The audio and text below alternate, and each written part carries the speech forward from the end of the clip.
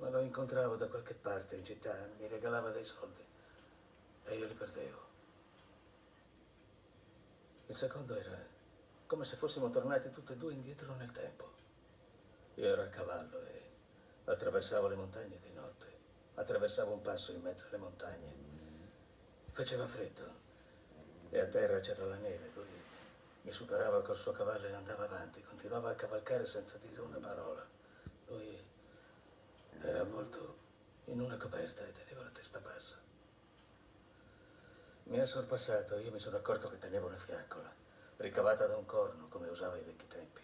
E il corno, alla luce della fiamma che c'era dentro, era del colore della luna. E nel sogno sapevo che stava andando avanti per accendere un fuoco da qualche parte, in mezzo a tutto quel buio e a quel freddo.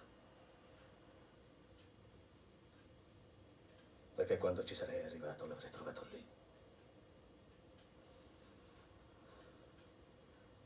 Poi mi sono svegliato.